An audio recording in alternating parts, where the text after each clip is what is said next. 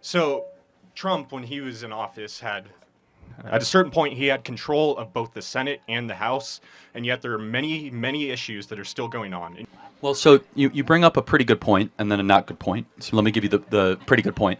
You're right. Trump should have done more with a unified House and the Senate. So Donald Trump did actually fix the border, and he did it without the U.S. Senate or House. He did it through executive orders and through executive direction. The border, when Donald Trump was president, had the lowest ever recorded border crossings into our country on the southern border. Under Joe Biden and Kamala Harris, it's the highest ever, right? And so... So why did he veto the border bill then? Okay, well, first of all... he used his political power to... Fair enough. How much do you know about the border bill? So the border bill was endorsed by the Border Patrol agents, right? First of all, that's not correct. That is correct. No, they came out and they said they totally denounced it. Not Harris. They didn't endorse Harris. They endorsed the bill. No, you can look at Brandon Judd's statement. He said that's one of the greatest misinformation lies. But let's talk about what actually it is. That bill... I can pull it up. Yeah, type in Brandon Judd, border bill. I'm going to type in the Border Patrol endorsement of the bill. Well, no, Brandon Judd is the one you should look at, okay? So anyway, what some union says or doesn't say is besides the point. So... But let me ask you this.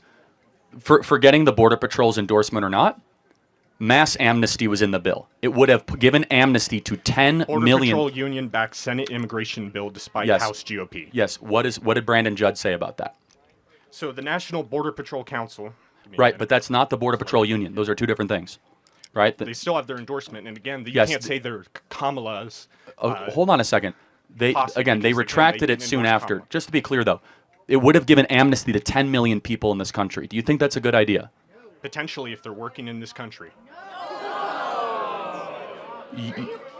You would give amnesty... The majority of illegal immigration, 75% of illegal immigration is overstaying visas. These are 10 million people that came... We're not even talking about the overstay visas. We're talking about people that came across the border. 10 million of them.